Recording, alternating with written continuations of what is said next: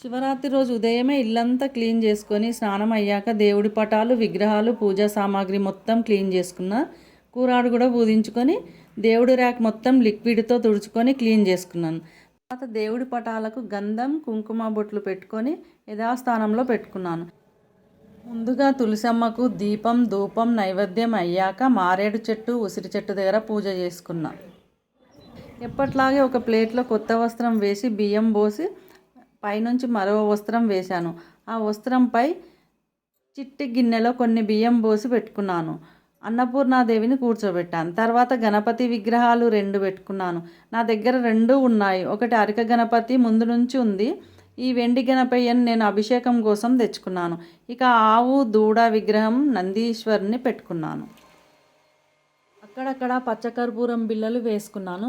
నేను పూజలో అమ్మవారి స్తోత్రాలు కుంకుమతో చదువుతాను. అందుకే ఈ చిట్టి గాజు గిన్నెలో కుంకుమ గోమతి చక్రం తామర గింజ గవ్వ గురివింద ఉంటాయి. ఇట్లా పెట్టుకోవడం నాకు చాలా ఇష్టం. విగ్రహాలన్నింటికి వస్త్రం సమర్పించాను. మా రామయ్యకు తులసిమాల ఇలా ఎప్పుడూ ఉంటుంది. శివయ్యకు స్ఫటికమాల ఉంటుంది. ఇలా దీపాలు ఏకహారతి రెడీ చేసుకున్నాను.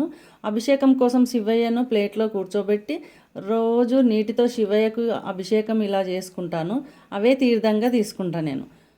నైవేద్యానికి పండ్లు బెల్లం కండ చక్కెర అమ్మవారికి నిమ్మ దుప్పలలో దీపాలు కర్పూర హారతి అన్నీ రెడీ చేసుకున్నాను. ఇలా ఇదే నా అందమైన దేవుడి చిన్న గది. ఇక ఏకహారతి దీపం వెలిగించి గణపతికి గరిక మాచీపత్రం దవనం పుష్పం మంత్రం సమర్పించి శివయ్యకు పుష్పం సమర్పించి నీళ్ళతో అభిషేకం చేసుకొని గంధం కుంకుమ విభూది పెట్టి యథాస్థానంలో కూర్చోబెట్టి వస్త్రం వేశాను. ఇవి తుమ్మి పువ్వులు మల్లె పువ్వు మా తొట్టిలో ఉన్న చెట్లవి తీసి నేను ప్రతిరోజు పెడతాను. మా తొట్టులేను మారేడు ఆకు ఒకరోజు ముందే తెంపి ఉంచాను. గణపతి పూజ లింగాష్టకం శివస్తోత్రాలు కాలభైరవ అష్టకం అమ్మవారి స్తోత్రం చదువుకొని నైవేద్యం హారతి అమ్మవారికి తాంబూలం ఇట్లా శివరాత్రి రోజు ఉదయం పూజ ఈ విధంగా చేసుకున్నాను.